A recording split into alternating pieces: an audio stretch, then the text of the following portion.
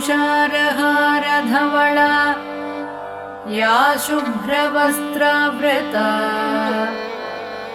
या वीणावरदण्डमण्डितकरा या श्वेतपद्मासना या ब्रह्माच्युतशङ्करप्रभृतिभिः देवैः सदा पूजिता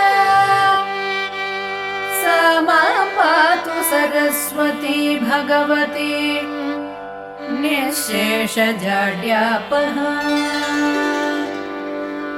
दोर्भिर्युक्ता चतुर्भिः स्फटिकमणिनिभैरक्षमालां दधाना हस्तेनैकेन पद्मं सितमपि च शुकं पुस्तकं चापरेण भासा कुन्देन्दुशङ्खस्फटिकमणिनिभा भासमाना समाना सा मे वाग्देवतेयं निवसतु वदने सर्वदा सुप्रसन्ना सुरासुरसेवितपादपङ्कजा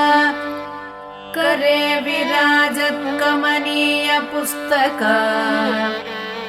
विरिञ्चि पत्नी कमलासनस्थिता सरस्वती नृत्यतु वाचि मे सदा सरस्वती सरसिजकेसरप्रभा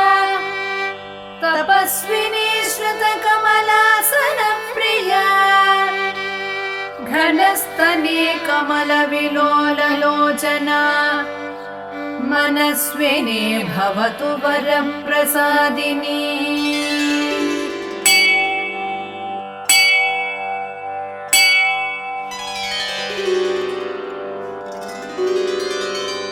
सरस्वती नमस्तुभ्यं वरदे कामरूपिणी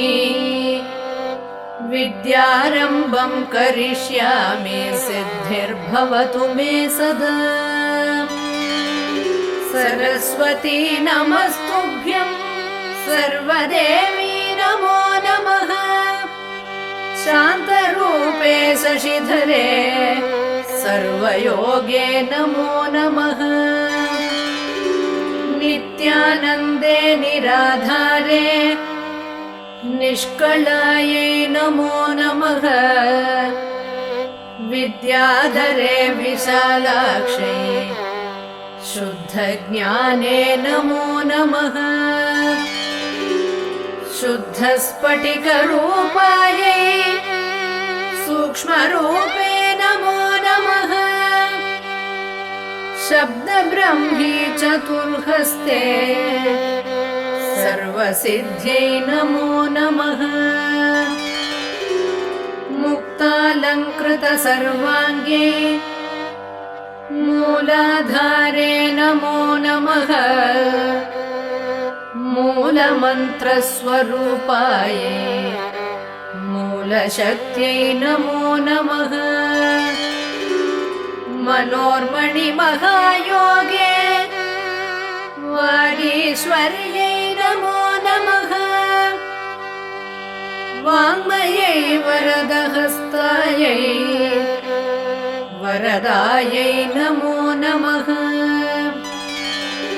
वेदायै वेदरूपायै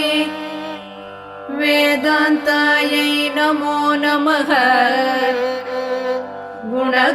गुणदोषविवर्जिन्यै गुणविद्यै नमो नमः सर्वज्ञाने सदानन्दे सर्वरूपे नमो नमः सम्पन्नायै कुमार्यै च सर्वज्ञेते नमो नमः योगानार्यै उमादेव्यै